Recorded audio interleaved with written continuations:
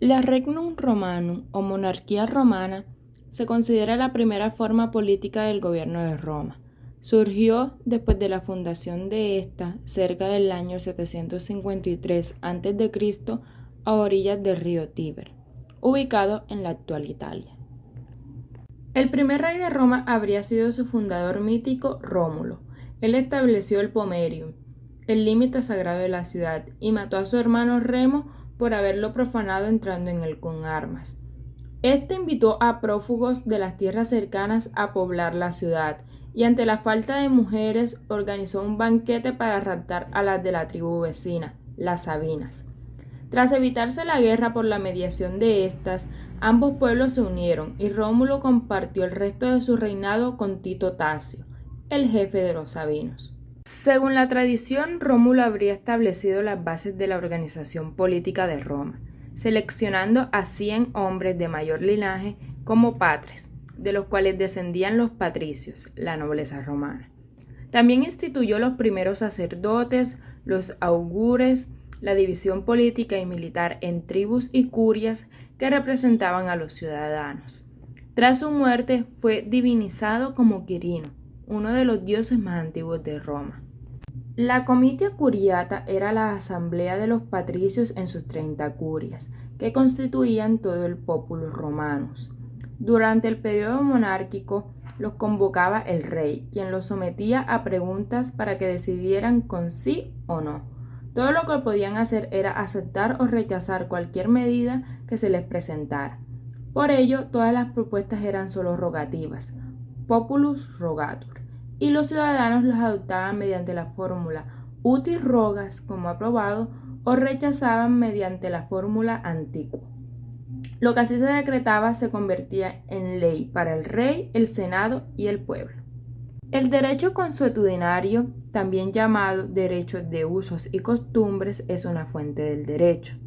Este se basaba en un derecho no escrito, no creado por órganos legislativos del Estado, emana de las acciones del pueblo, es de formación lenta, no es publicada por el legislador y a menudo suele ser imprecisa. El derecho consuetudinario tiene dos grandes usos: el praeter legem, que su significado literal es costumbre fuera de la ley, aunque actualmente lo entendemos como costumbre en efecto de ley, y como segundo, secundum legem. Su significado es costumbre de conformidad con la ley. Sirve como interpretación de la norma escrita cuando no está clara y ésta nos ayuda a interpretarla. El derecho de la propiedad y de la familia. Este tiene origen cuando la propiedad individual, transmisible por herencia, nace posteriormente por las asignaciones que hace Rémulo de lotes de 2 yugadas de terreno a cada ciudadano. La expansión territorial durante la monarquía romana se daba de la siguiente manera. Al occidente y alrededor del norte de África, el imperio incluía a Hispania, Mauritania y Numidia. Hacia el oriente y en el Medio Oriente estaban Egipto. República del Derecho Romano. La República Romana fue establecida tradicionalmente en el año 509 tras la expulsión del último rey de Roma, Tarquinio el Soberbio. Durante la República, el sistema legal romano se desarrolló y se basó en principios como la igualdad ante la ley y la participación ciudadana en toma de decisiones. Leyes e instituciones del derecho romano. El derecho romano se basaba en una serie de leyes e instituciones que formaban la base de un sistema legal. Algunas de las leyes más importantes incluían las 12 tablas, que fueron un conjunto de leyes escritas por primera vez alrededor del 450 a.C. y que establecían los derechos y deberes de los ciudadanos romanos. En cuanto a las instituciones, el Senado romano desempeñó un papel crucial en la toma de decisiones políticas y legales, mientras que los magistrados, como los cónsules y los protores, tenían autoridad para administrar justicia y aplicar las leyes. El Alto Imperio Romano es el sistema del poder político real que está en manos de un solo individuo, el emperador. Se inauguró con el emperador Augusto. El Senado quedó limitado a ser órgano de apoyo de ese poder político. Se denominaba Alto Imperio al periodo que va de Augusto a Diocleciano y bajo el imperio el que tiene lugar entre Diocleciano y la caída del Imperio Romano en el occidente. El Imperio Romano en su apogeo entre los años 14 y 68, los herederos de Augusto se ven subdiciendo en el poder Tiberio, Calígula, Claudio y Nerón.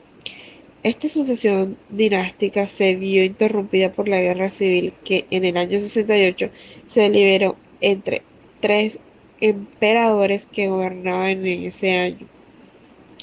Este primer periodo de crisis que vive el imperio será superado por los Flavios.